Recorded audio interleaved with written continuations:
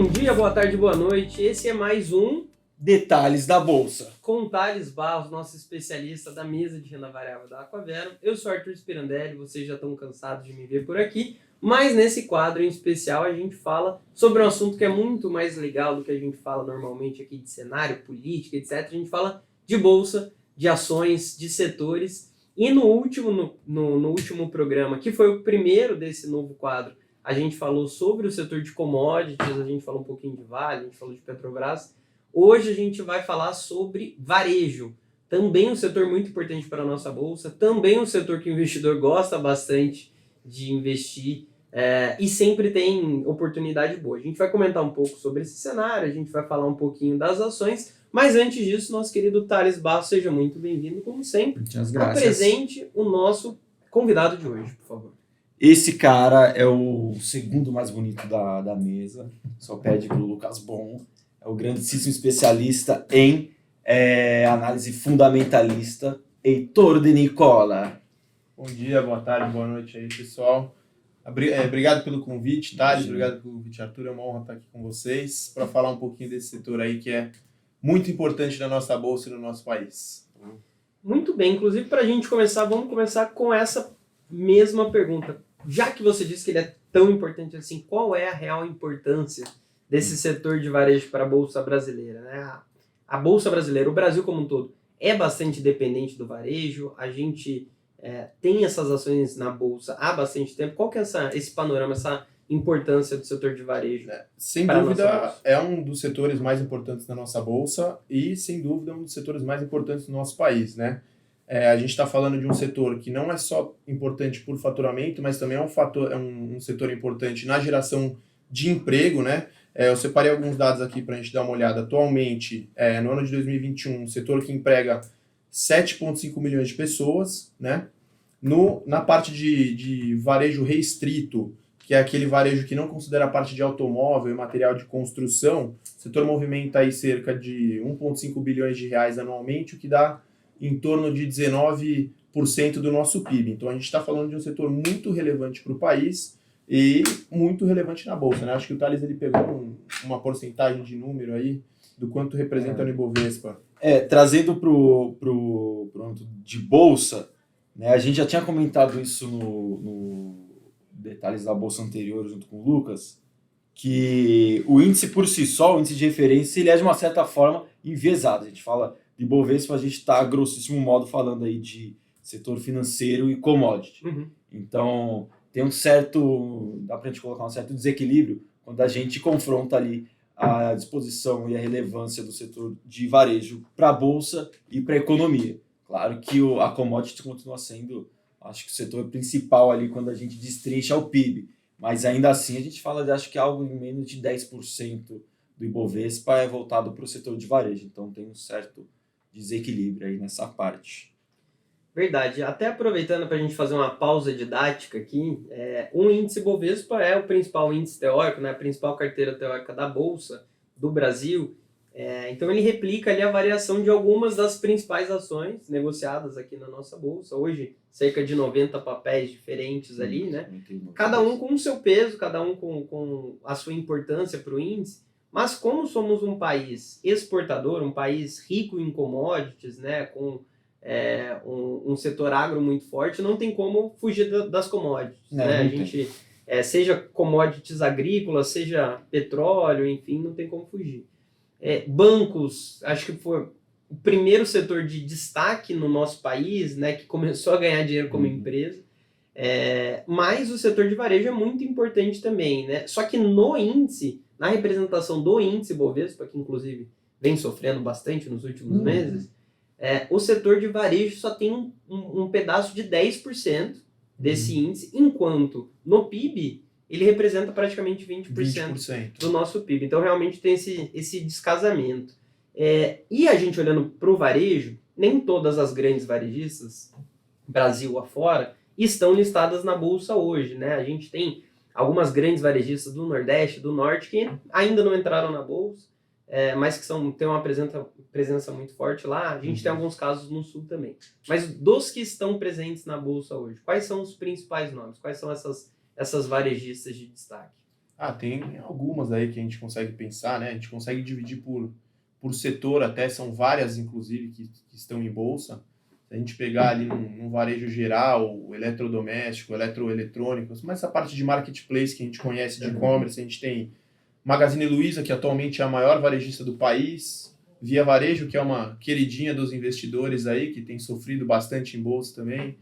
Americanas, se a gente for pegar para falar de moda, a gente tem lojas Renner, tem Arezzo, tem Alpargatas, enfim, são inúmeras empresas, boas empresas listadas em bolsas, né?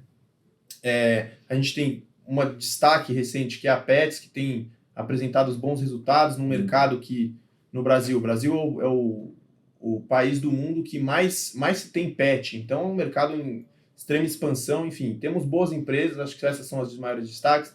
Temos ali também de varejo não cíclico, que é parte de alimento, então tem JBS, tem Marfrig, enfim, são várias boas empresas que a gente vai, acredito, entrar um pouquinho mais para frente nesse tema, que sofreram um pouco, mas que são boas empresas e enfim, aí vai do perfil de cada um ou não investir no setor, né, mas que são bem representativas da nossa bolsa. Sem esquecer das BDRs também. Sem dúvida. Então, aí que compondo já nossa algumas estratégias, né? Apple, Amazon, Walmart, então todo o setor de varejo. Lá Mercado de fora, Livre, não Mercado podemos deixar Livre, de fora, né? exatamente. Então, tem a sua relevância também dentro do setor, sobretudo, de novo, do âmbito de bolsa. E aí um ponto legal que vocês tocaram, o setor de varejo ele acaba tendo subclasses, né? Acaba sendo um setor da bolsa muito amplo, com muitos nomes, mas a gente consegue quebrar em algumas caixinhas, né? De eletrodomésticos, de moda e vestuário. Você pode separar por cíclico e não cíclico, pode separar por classe, então premium, varejo de classe D, C e E, que a gente pode falar, provavelmente vamos falar mais para frente, foram as que mais sofreram com o cenário atual, com o cenário de pandemia, enfim, você consegue olhar de vários jeitos os setores. Inclusive, com a revolução, né, do nosso consumo, da forma que a gente consome, hoje a gente tem até varejistas que dependem só do online, né? Teve o IPO da Enjoei que não tem uma loja física, né? Nasceu na internet, vive da internet e faz uma intermediação, né? Ela não tem o próprio produto, ela disponibiliza o espaço para alguém vender para uma outra pessoa. Então, realmente, é um setor muito amplo no país, no mundo como um todo, mas aqui na nossa bolsa também. E, obviamente, se a gente está falando de consumo, se a gente está falando de vendas, se a gente está falando de pessoas comprando coisas, na pandemia esse setor não teve como não ser impactado. A primeira que a gente pensa é sempre as aéreas, né? Porque as pessoas não podem viajar. Turismo, não tem como elas fecharem um pacote de viagem. Só que, por outro lado, se as pessoas estão mais em casa, elas podem acabar consumindo mais, podem acabar consumindo menos. Como que foi o impacto da pandemia para cá no setor de varejo?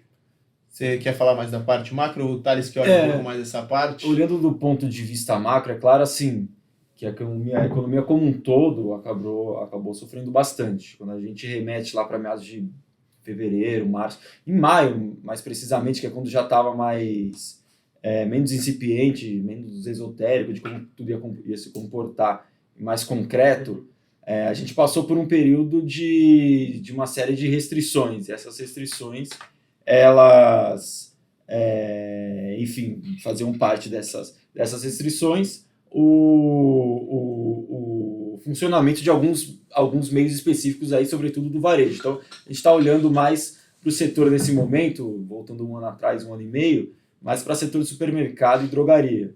Né? E foi nesse contexto, onde, sobretudo, lojas físicas, de repente, itens menos essenciais, quando a gente confronta aí com bens de primeira necessidade, que é remédio e alimento, acabaram sofrendo impacto muito grande. Né? E como eu sempre falo ali no Papo de Bolsa, o cenário 1 ano atrás, há 1 ano e meio, era de muita incerteza. Então, é natural que o efeito manada ele tenha se alastrado para todas as empresas da Bolsa, até empresas correlacionadas ali, quando a gente puxa, por exemplo, o setor de varejo, o setor de celulose, eles têm uma certa correlação, já vista que com o advento e o aumento do e-commerce, acabou tendo um aumento na demanda por materiais de embalagem de propaganda, de papelão e etc. Então foi um período de bastante incerteza, e a incerteza ela traz junto consigo um pouco mais de receio. Então, nesse contexto, os principais, os que foram mais impactados foram todos os setores de bens de não necessariamente primeira necessidade. Os que sentiram menos impacto foi aí supermercado e setor de drogaria.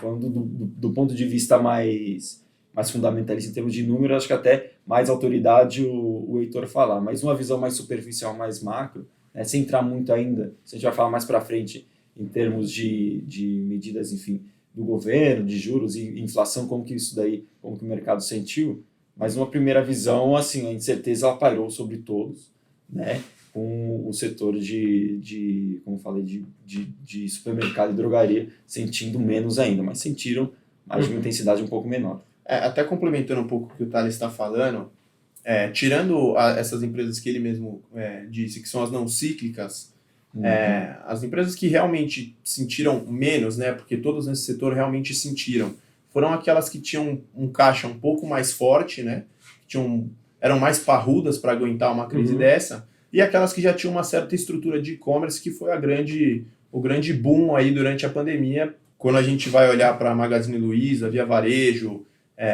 as empresas de vestuário também, elas são empresas, o modelo de negócios delas são mais voltados para margens mais baixas, mas volumes mais altos, né?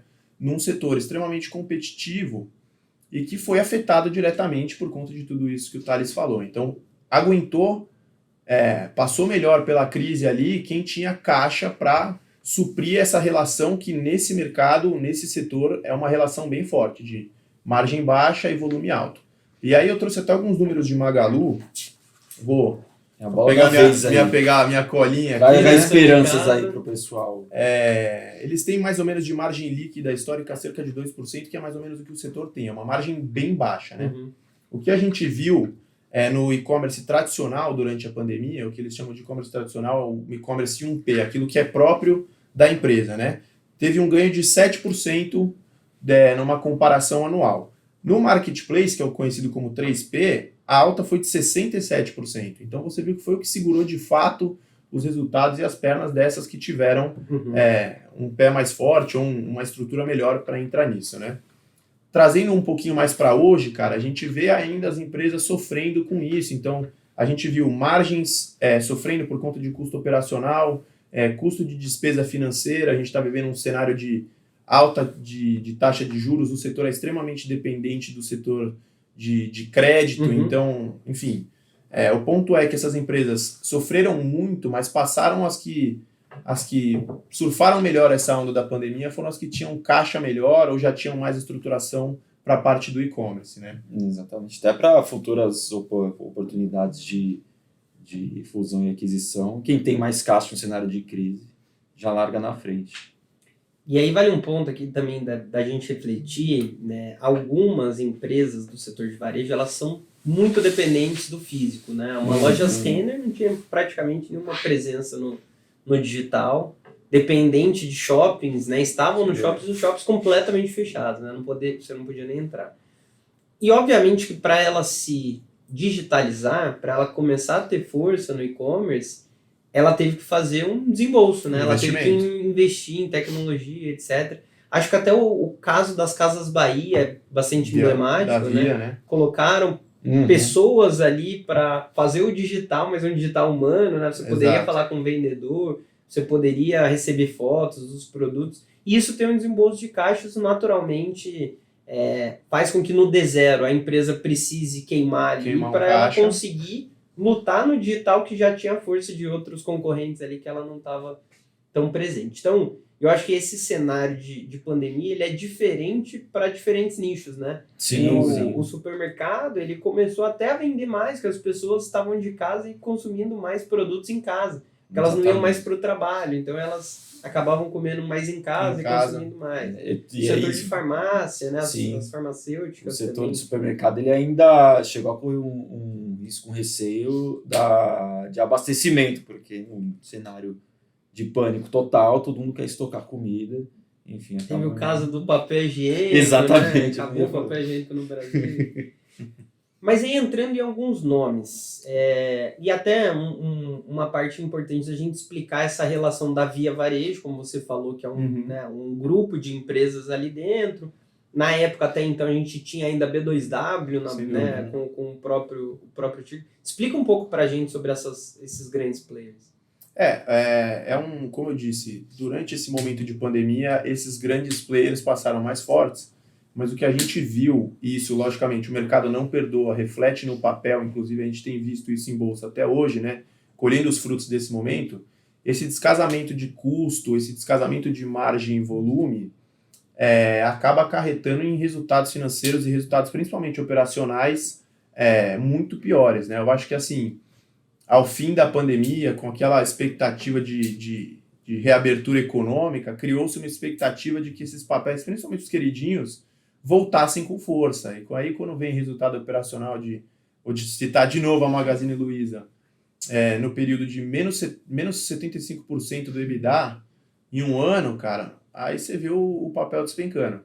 Em geral, essas que você comentou, tirando parte de lojas vendas, que depende muito de loja física, a própria Via, né, antiga Via Varejo, que tinha a Casas Bahia, que teve que dançar essa dança, a parte do e-commerce foi bem forte, mas o que a gente vem sentindo e vendo ainda é que mesmo, inclusive, trazendo para um exemplo recente, a própria Black Friday mostrou que foi uma Black Friday mais fraca e abaixo da expectativa, que esse consumo, esse varejo para a loja física ainda não voltou aos patamares pré-pandemia, a gente não sabe nem se vai voltar. Então, assim, Americanas, que é depois da nova B2W, vamos dizer assim, o ticker, né?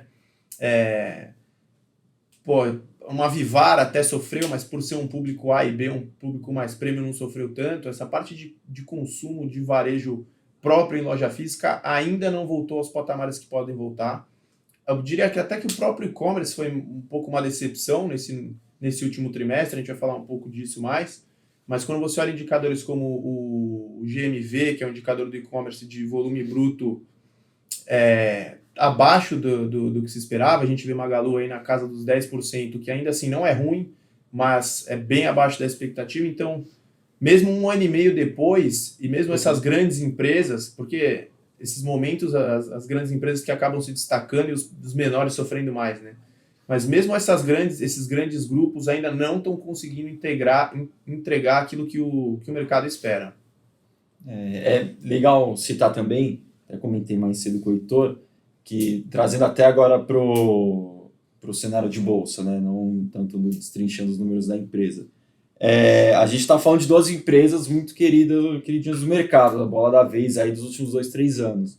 Então é natural que, partindo aí do pressuposto que bolsa é fluxo, se as empresas são queridinhas do raciocínio bem simples, uma conta de padaria, em um cenário de desespero, vamos colocar assim, empresas mais queridinhas que, consequentemente, estavam mais ali na cabeça dos gestores, nas estratégias dos gestores, sejam as primeiras a serem vendidas, né? Você vai vender o que você tem.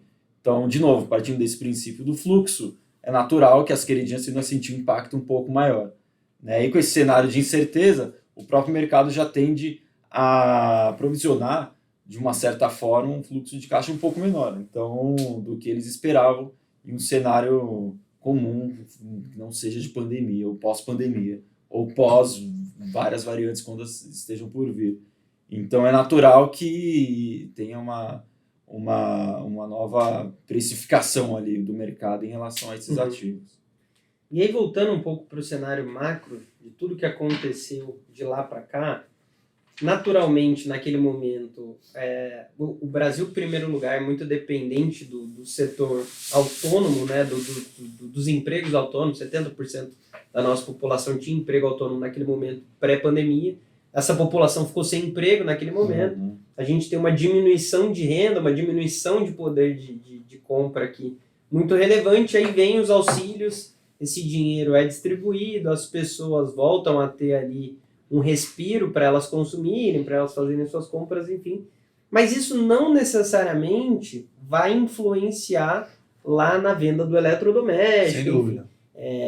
Vai ser um consumo muito mais para suas necessidades básicas, né? É o consumo da comida, é o consumo da conta de luz, encher etc. o carrinho do supermercado, né? De encher o carrinho. Não necessariamente essa pessoa que estava ganhando auxílio vai comprar uma geladeira, vai comprar um fogão, etc. Sem dúvida. Então, essa fase de menos poder, ela impacta o setor de varejo, mas não necessariamente ele traz uma receita extra para esses grandes nomes. E aí vem a inflação. E aí esse poder de compra que a população tinha, ele vai se deteriorando e vai ficando cada vez mais difícil de consumir.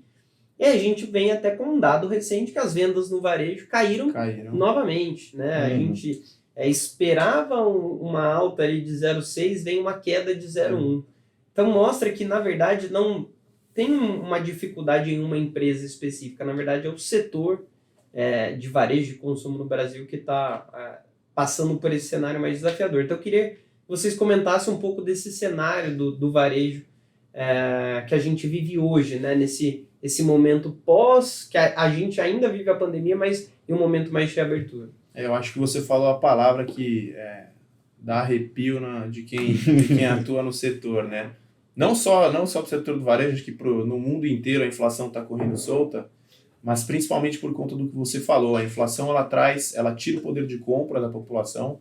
A gente está vendo uma das maiores taxas de desemprego da história do país. Saiu um estudo da PNAD, né, que é a pesquisa nacional, enfim, para medir o desemprego. E desde o início dessa pesquisa, em 2012, essa é a maior taxa, a maior queda na renda no bolso do brasileiro desde o início dessa pesquisa. Então, assim, é algo que impacta diretamente o setor. Olhando hoje na perspectiva de um curto prazo, a gente está vendo uma inflação alta correndo solta, o consumo caindo por conta disso, né? Isso desestimula de forma geral a economia. Por conta disso, o Banco Central tem que se mexer para aumentar a taxa de juros, que também não é algo bom para o setor por conta daquela dependência do crédito que eu falei. Então, assim, vira uma bola de neve, né? Cria-se uma expectativa por conta de reabertura econômica. No momento que a gente está aqui, passou Black Friday, agora a gente está na parte do Natal, né, que é onde impulsiona um pouco essas vendas, mas olhando para o cenário macro, perspectiva, a Thales vai poder falar melhor do que eu não sei se o cenário já saiu daquela onda nebulosa que a gente estava. Assim, correndo por fora, a gente está falando de um ano de eleição presidencial e uma variante ali que não se sabe direito qual o nível de risco que ela vai imprimir para a reabertura, qual o ritmo de reabertura das economias. Né? A gente viu hoje, agora, que dia é hoje? 16, enfim, 14 de dezembro, acabou de sair a ata do Copom, que ele deixou bem claro, em um tom muito mais duro, que o cenário de combate à inflação deve perdurar o ano de 2022 inteiro, até ali a taxa, que a taxa de juros venha a converter para um cenário de deflação. O Boletim Focus dessa segunda até veio com uma redução depois de 35 semanas, ali um alento, mas ainda assim, com base no que a gente vem observando do cenário macro, o próprio Banco Central, o Boletim Focus, assim, é um ano de 2022 desafiador ainda, sobretudo para o setor de varejo, que, como o Heitor disse, é totalmente dependente do crédito, enfim, então são coisas ainda que, de novo, com vários variáveis marginais, a política monetária ainda vai pesar bastante na decisão de tomada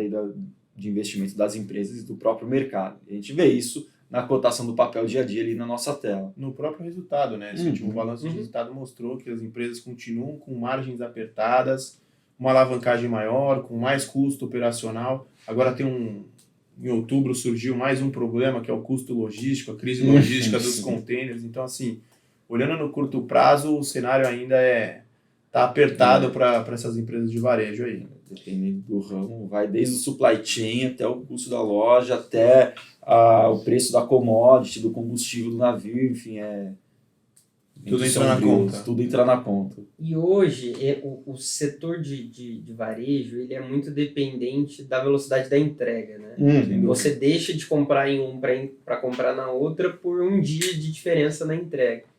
E com combustível tão caro assim, você gastar com a logística do transporte, e é um setor que também tem muita apreciação ali na questão do frete grátis, etc. Então, comprime ainda mais a margem Exatamente. e dificulta ainda mais essa recuperação da empresa. E nossa matriz logística aqui no Brasil, ela nunca foi, passa longe de ser das melhores, nunca foi barata.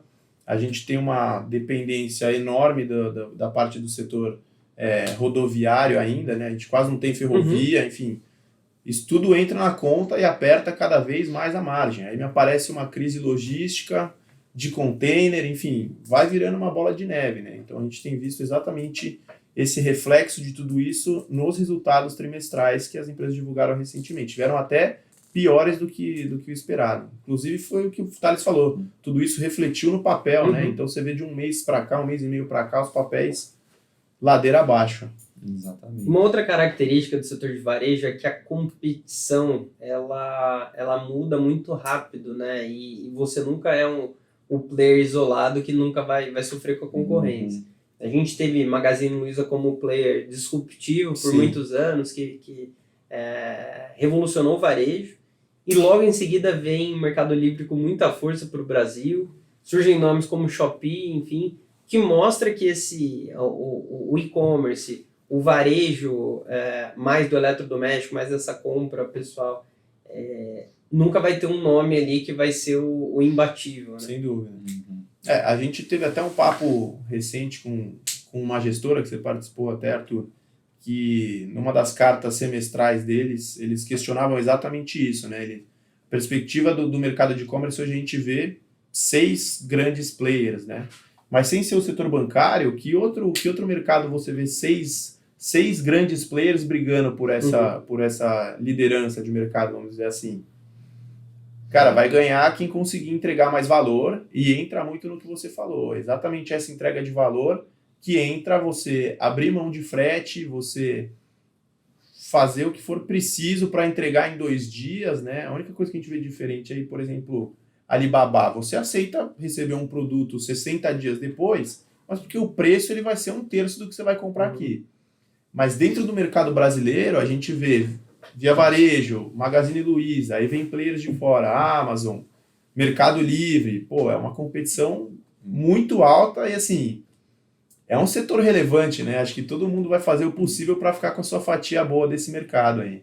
No final, quem ganha é o consumidor, de uma certa forma. Sem a não dúvida. ser que o cara invista em... Sem dúvida. E visto tudo isso, para a gente finalizar, então a gente entendeu o setor, a gente entendeu os players, a gente entendeu os desafios, a gente entendeu os cenários daqui para frente. Visto tudo isso, com os preços atuais, é oportunidade para compra ou é cautela para ver o que vai acontecer? Eu acho que o momento ainda é de cautela, tem que esperar, a gente está, como o Thales falou, o cenário do ano que vem ainda é um cenário de muita incerteza, a incerteza faz o investidor correr de bolsa, mas fato é que os fundamentos dessas empresas, dessas principais empresas que a gente comentou aqui, ainda são bons fundamentos, são grandes empresas estruturadas, e que, enfim, estão operando em múltiplos baixos, né? A própria Bolsa brasileira, a gente está vendo a Bolsa aí na casa de 7 vezes o PL, que historicamente é baixo, historicamente fica na média dos 12, 11, 13 ali. Enfim, olhando a Bolsa como um todo, se você for olhar por esse viés fundamentalista de múltiplo, tem muita coisa boa, barata. Mas, aqui no Brasil, sempre com a ressalva, principalmente do cenário macro e de tudo que está por vir aí, tudo que a gente comentou. Eu sou mais agressivo.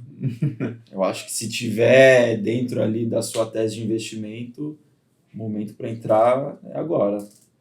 Dentre as carteiras, as estratégias que a gente cobre, tem alguma varejista hoje como compra ali? Olha, eu vi alguns relatórios, eu vi o relatório do BTG em Magazine Luiza, chegando ali perto dos preços de 4,50, talvez seja um bom momento de entrada. Eu vi lojas Renner também operando abaixo dos R$30, que era um suporte forte para o papel, então ontem fechou na casa dos 26, então talvez seja também um bom preço de entrada. De novo, eu tive uma conversa recente com o pessoal do Research do BTG, eles gostam desse case de lojas Renner, é um papel que eles acompanham muito, e que ele me falou, assim, né, baixou de 30, pode comprar. Então fica aí a dica do BTG, sobre esses papéis aí. Exatamente. De novo, dentro do seu perfil, o meu é agressivo e inconsequente, eu acho que o momento está bom. Thales Barros, considerações finais? Não, acho que é o seguinte, falando de varejo, o mercado enlouqueceu. A hora é agora. O gerente enlouqueceu. O gerente enlouqueceu. O preço está de atacado. Está de atacado, pode ir. Muito bem. Heitor, obrigado pela participação. Eu que agradeço. Fico aberto para outras participações. Gostei muito do papo e Papo 10. agradeço novamente aí o convite. Imagina, bem-vindo sempre. Thales Barros, obrigado por mais uma participação no seu próprio programa. Exatamente, eu como sempre, dando aqui pontos muito relevantes que ninguém nunca tinha visto em nenhum momento. E você de casa, não deixe de acompanhar a Aquavero em todas as redes sociais, em todos os nossos programas. A gente quer levar o conteúdo mais educativo, mais simples, para que você consiga entender esse bicho de 7 cabeças que parece o mercado financeiro, mas que na verdade tudo está em fluxo, está em múltiplo e está em preço.